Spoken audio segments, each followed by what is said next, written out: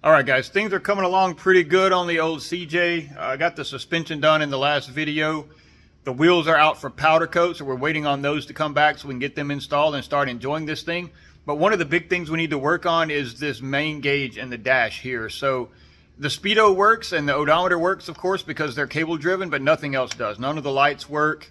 The turn indicators don't work. The fuel level doesn't work. What else is on there? Temperature. None of it works at all. So we're going to do some troubleshooting and try to figure out what's going on with that. I need to find out if it's a dead gauge, if I need to order one, or if it's just a wire that's loose or something like that. So let's have a look at it and see what we got.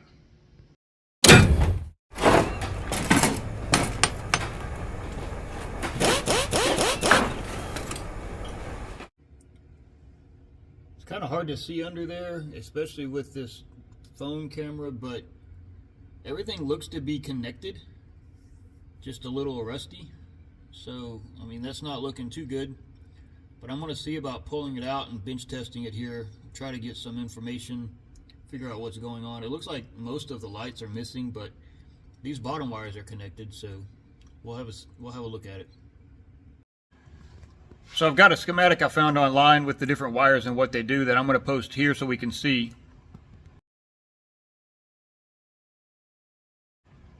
And if you look at that closely, you can see that there's basically 3 wires running to the fuel side of the gauge. There's the ground crossover wire, and then there's the 12-volt switched, and then there's the signal wire. So I think the first thing we need to do is make sure that that 12-volt switched has juice. So it's one of those 2 there. So I'm going to pull, I think it's the red one there. I'm going to pull that one off and get a voltmeter and see if we've got 12-volt switch to that with the key on, because if we don't, then it might be an easy fix. All right, so I got the meter hooked up here. I've got the red wire disconnected. Can't really see it, it's off camera. I got my leads, so I'm going to put one inside the red wire, and then I'm just going to ground to the seat bolt here. Looks like we're only getting 6 volts. 7 volts, it may be just a bad ground. There's not really a good spot to ground under here, but yeah, we're getting 12 volts. It's fortunate and unfortunate, I guess, because that means something else is wrong, but at least that works. So moving on. Well, I kind of went down the rabbit hole here. I got it on the bench and started just kind of trying to connect. I've got a 12-volt power supply over here. Just trying to see if I could get something to work. The fuel gauge itself, I can't get it to move at all. The temperature gauge did move. The fuel gauge did not. I don't know if it's something to do with the ground, because this is a little ground strap wire that connects the 2 together. And it's very rusty and stuff. So I don't want to, but I think I'm just going to order another one. This one's got, you know, broken bulb covers. It's rusty. It's pretty rough. I hate to lose my odometer with my proper miles on it. It's not hard to take apart. I may switch out my odometer because it works. I may clean this one up and switch it so I can keep my mileage. Because if that's the right mileage, it's only 75,000 miles on a Jeep from 1985. That's pretty dang good.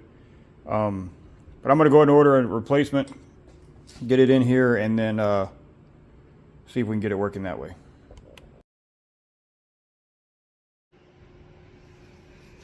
All right, so as we saw, I tore this thing apart. Couldn't really get anything to work out of it. I could get the temp gauge to move, but the fuel gauge was dead. So I got the new one in here. Came from Rugged Ridge, but it's this Onyx ADA brand. The reviews and everything look to be pretty good. So I'm going to pull this thing out here and we'll have a look at it.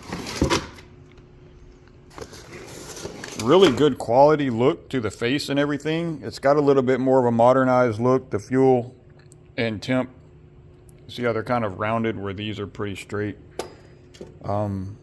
Brighter colors, everything else. So the backside looks identical to the one I have for the most part. see here. So we got, get both of them in there.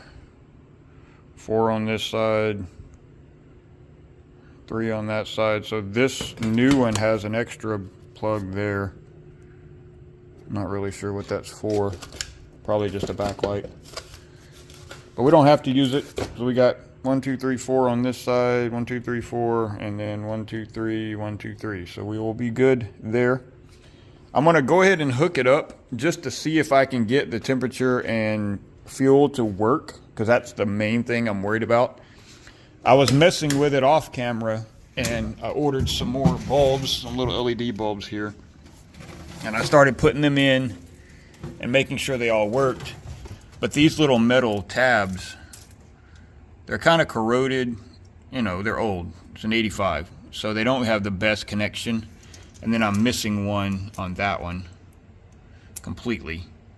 So I've ordered all new bulb sockets. I was able to find them for like $1.75 each. So I ordered a bunch of those, but I don't have them yet. So I want to cut all of these off. Well, not that one, because that one's a double. But the single pin ones, that one's a double too. The single pin style, I'm going to cut them off and replace them with new sockets. Because we want this to be reliable as possible. I don't want to be out, you know, at night coming home and the dash gauge go out or something like that. So I'm trying to make this thing reliable. But I'm going to go ahead and hook the gauge back up. It should be pretty simple just to get power and signal for the 2 gauges. And then we'll see if we can get those to come alive. And if that's the case, then I'll wait a couple more days to get the sockets for the lights in, get them switched out, and then we can put all this back together. So let's have a look. All right, so hopefully you can see pretty well there. I can't really see the camera, but we're going to try this out. So this gauge grounds to the dash itself whenever you bolt it in, but I don't want to bolt it in yet because I want to be able to see what's going on. So I made this ground strap when I was testing the bulbs the other day. It's just a couple alligator clips on a wire. So I'm going to clip that to one of the studs for the gauge bolt, and then just clip it to the gauge, and that should give us a good ground path for that. Next we'll be connecting, well, it's got to stay on there. Next we'll be connecting the actual signal wires. So you've got this I one is power coming in, and then the S on both sides is the actual signal wires. The pink one's going to be fuel, and the purple one's going to be the temperature, I think. And then the red one, of course, is power. So we're going to try to hook those up real quick. You just slide right on there. Pretty snug. Like so. I don't know how well y'all can see that, but it's on there. So I'm going to flip the gauge around. We're going to hit the key, just turn the ignition on. And we should get movement out of at least the fuel gauge. It's not empty. I drove it, so it's got something in it. So I should get some movement. The temperature side's probably going to stay flatline because it's cold, but see what happens. Oh, look at there. Fuel gauge jumped up to just in between 1/4 and 1/2. So that's promising. That's real promising. I'm excited about that for sure. I would have to start it up and let it warm up, or identify the temp sensor and just hit it with a heat gun just to see if the other one works. But if the fuel gauge works, I'm pretty confident the temp gauge is going to work too. So now I just got to work on these light sockets, and we'll be able to get this gauge back in, and that'll be one more thing off my list. I'm very excited about that. Unfortunately, I'm going to lose my mileage. I wanted to replace this face with the old one, right? So I could keep my mileage, because it's only 75,000 miles on a 1985 Jeep. It's ridiculous.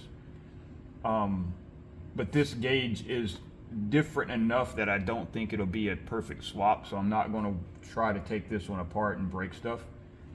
I'll just have to jot it down somewhere that whatever's on this gauge plus 74,138 or whatever's on that gauge over there. I just have to jot that down so we keep track of it. But I'm really excited about that. We got fuel sender working. We're going to get all of our lights working. The only thing I did notice, I'm going to set this thing down so I don't break it. When I turned on the headlights, the lights in here, the orange ones are supposed to be, let me just unhook this thing. I don't want to bang this up because it's brand new. The lights that are supposed to be just the illumination lights, the ones that just light up the gauge with the dash lights, they don't light up when you turn on the headlights. Let's ground one and see if anything has changed, but I could not get it. Oh, there it went. Look at there. Perfect. So that one works. All these orange ones are the dash illumination, like just backlight. That one works, and then this one is the one that's missing the metal tab. So perfect. I have signal to those two. So once I get all of those plugs fixed, it looks like we're good. I'll be able to knock this one out. So it's going to be a few more days until I get those, but for you guys it'll just be a second. So we'll see you then. All right, another delivery on the old CJ. We are one step closer. So I got the bulb sockets here.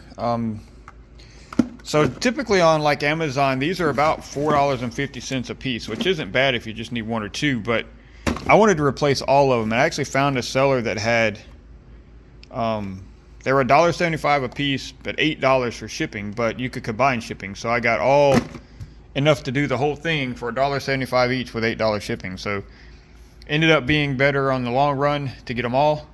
So I've got enough plugs now to go ahead and replace all of these down here. I'm gonna get started on that, and once we get all of them replaced, I'm gonna use these trick little solder on joints here. They're shrink wrap with a solder joint built in, so when you heat them up, that little solder ring in the middle there melts into the wire, and one-stop shop. So I'm gonna get these trimmed up, get all of those cut off, get these installed, cinch them up. I did go ahead and order these guys, so I've got those coming, so we can't really button it up yet. I don't want to, because you can reach a lot of that, you know, through that hole there. So those should be here in about 2 days, and then once I get all of those replaced, then we can tighten it all up, put it all together, and this one will be done. Also added a pretty cool little creature comfort here. So there used to be a cigarette lighter plug right here, and it was rough. So what I did is I opened up that factory holder, and I just put a little 2-port USB in there, and it also has a little voltage gauge on it, just for fun. But that's going to be handy, you know, for charging phones and things, because I've made the decision to go ahead and go with a sound bar that's going to go up on this roll bar here. It's the style that you normally see in like side-by-side UTVs, things like that. It's about 33 inches wide. It's going to cover that whole thing. And I also ordered a new soft top. So once we get the soft top, we'll have that thing tucked in underneath it. Good amount of sound, protected, not really obvious, so hopefully people won't try to steal it. But we're going to be driving that Bluetooth from our phones, so being able to charge our phones while we're driving will be handy. So I put that in yesterday. Quick little upgrade that I think is going to be really handy. Inconspicuous, out of the way, doesn't look obvious. I like it. Going to go ahead and run through this process with just one with you guys so you see what we're supposed to be doing here. So this is the new wire, and they're all black, but we need to be able to see these colors pretty easily when we're reinstalling the gauge. So I'm going to cut quite a bit of this wire off so that it's pretty close to the end there, so it's obvious, you know, which color is which, right? So I'm going to cut all of these off about this first curve, because that's just long enough. Get this situated to allow for this. Well, I'll get there. Hang on, I dropped it. For this shrink wrap thing to go on the end there, it's enough space for that and a little bit of wire for our twist. So I'm going to cut those off, strip that end, take these plugs off, strip that end, twist them together, slide the shrink wrap over it, and then I've got the heat gun down here ready to go. Shrink them back up, and then we'll be able to mark that part off the list. Like I said, I'm still waiting on these guys. You can see better over here. You can see it's a lot easier to get to these from the back. And if I can just see, if I can just pop them all out, maybe push them all out this way, then I'll be able to get to the wires, and I can go ahead and put the gauge back in, but we'll see. All right, ran into a little hiccup here. I installed the first one and tried it out, and the bulbs just, they don't stay. They're not tight. There's a spring in here, but it's not working. So what I did is I put a little, this fuel line I had laying around, I put a little tiny piece of fuel line there on the end, just enough to give it a little bit of a standoff. And so with that one, it's nice and snug. So we're going to have to improvise, put a little piece there. It's not a very big piece, but it works. So I'm going to do that for all of the sockets as I install them on the Jeep, and then they should be locked in and secure. Will it focus? Maybe?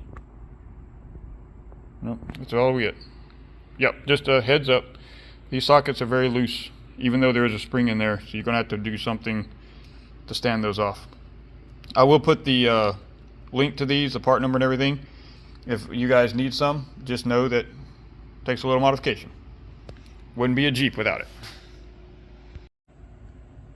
All right, we got all of the sockets replaced, bulbs in, and they're all snug. I went ahead and popped all of these out so I can access them easier without having the gauge out. So I can just pull those wires and replace these, and then they just slide back in. So that's pretty simple. So I'm going to go ahead and I'm going to go back to that that picture, that diagram of the back of the gauge here that I posted earlier in the video, and I'm going to use that to help me put it all back together. It's pretty straightforward. You got, from what I can remember, high beam indicator, courtesy lights, turn signals, and then your four-wheel drive and your brake indicator. And then you've got power in, signal for fuel, signal for voltage. So, or not voltage, temperature. So I'm going to get that hooked all back up, and then we will slide it in there and hook it up. I did go ahead and take a wire brush to these bolts back here because it does ground to these bolts. And I want that to be a good solid ground, so I did hit those with a little bit of a wire brush just to make sure. And I found some new bolts, new nuts. The original ones were these stamped little things. So I found some actual real chrome plated nuts that I'm going to use, and we'll get it all installed and we'll check it out.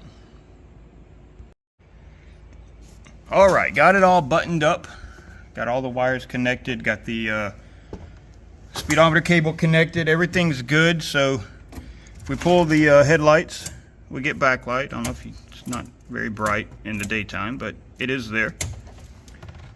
And then we got left turn, right turn, hazards. And I know you couldn't see it earlier in the video, but here's the proof. The gas gauge does move. Look at that. So I'm going to tentatively consider this one done. Oh, I didn't check the high beams. Let's check the high beams. Hang on, let me go to the other side. Oh, up and over. So I noticed whenever I was testing this stuff before, the high beam switch was a little janky. Like, I hit it one or twice and the headlights actually shut off. That's it down there in the floorboard. So with headlights on, hit the high beams. High beams work. Oh, I guess it was not the high beam switch, because that's not kosher. But the high beam light works though. Now I just got to get them to go to low beam without shutting off. That's scary. I think it might be these headlights, because they're aftermarket LED guys, and I feel like they might be a little too modern for this Jeep. I don't know. All right, so that's next on the list, is figure out why the low beams sometimes don't work. Everything's plugged in good down here. Yeah. All right, add it to the list, but the high beam indicator works. So that's good. All right, once I get these guys in and get these replaced along with the wiper one here and the headlight one here, comes with a whole skit, then we'll be able to finish this one up. For you guys, it'll just be a couple of seconds. See you then.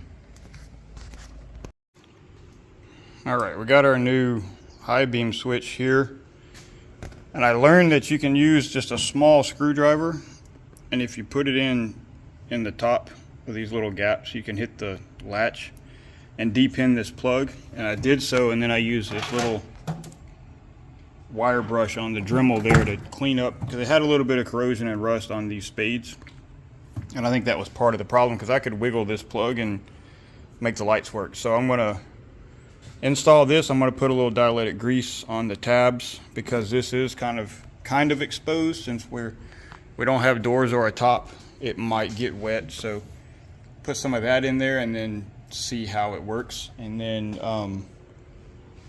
our lights for this came in, so we're going to get those installed real quick. Still waiting on the headlight main switch. A couple more days for that, and then we'll be able to button this one up.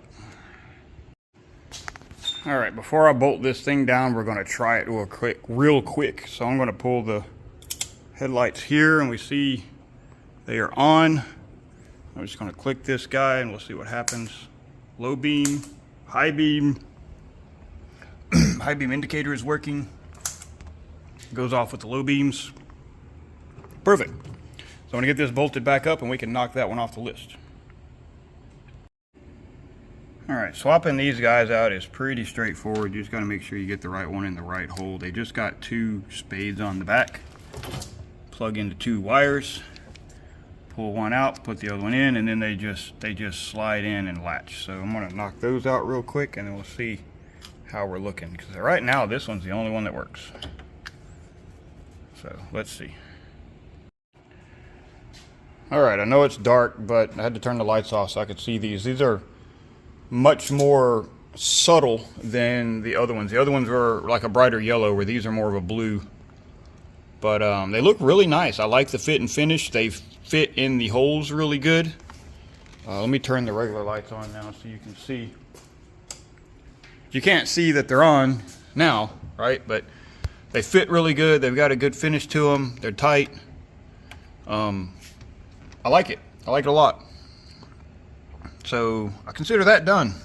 That side's, that's a light one over here. I still got to get this guy fixed. There may not be anything wrong with it. It looks like it was actually the high beam switch down there, but it's cheap insurance that my headlights are going to work, so I'm going to go ahead and replace it anyway. And then when I pulled the knob off the end here, it's kind of a one-time deal. You can't really, it's just a pressure fit or a friction fit, so it doesn't really go back on. So I've got a new shaft coming with the knob and a new switch. Get that changed out, and then we can officially put this one to bed. All right, guys, the final two pieces have finally arrived for this project of revamping the interior and lighting on the old CJ. We've got the final pieces, the headlight switch and a new headlight knob. So like I said earlier, when you pull this knob off, it's kind of a one-time deal, because it's just a friction fitting, and you put it back on, it's just going to come off again. So I got a new one of those. I went ahead and cleaned up the hardware, the mounting hardware. Just kind of cleaned it up and painted it black. Some of them are black, some of them are silver. I'll get to the rest eventually, but we're going to clean this one up, switch this out, then we'll check the headlights, and we can put this one to bed finally. All right, got it installed. So we're going to test it out here. First, we're going to do interior lights. There we go. They work. And do headlights. Okay. High beams. Yep. High beam indicator. Yep. Back to low beams. Yep. And off. Perfect. Perfect. And yep. Oh, I forgot this one. That's part of the main gauge. There we go. All right, guys, that's going to finish this one up. That was a pretty extensive project. So to recap, we replaced the main gauge and all the lights associated with that gauge. We learned that the metal connectors on those light sockets were corroded, so we had to replace all of the light sockets as well. We also went ahead and replaced all of the indicator lights with new ones because most of those were burnt out. We found that either the headlight switch or the dimmer switch was bad, so we went ahead and replaced both of those along with the knob. So it's a list of stuff to do, but the Jeep is going to be much safer now, much easier to drive, much more reliable. And that to me is the most important part, because there's going to be a lot of times where my wife is out on her own in this thing, because this is her Jeep at the end of the day. So if she's out running around town, I want it to be reliable and I want her to feel safe. That's going to finish up this project. If you guys like this content, the old CJ Jeeps, be sure to subscribe to the channel and like the channel. That way you can get notifications when I upload new videos. I've got a few more projects coming on this thing before we put it on the road. For now, you guys, I'm going to finish this one off. You'll have a good one and rock on.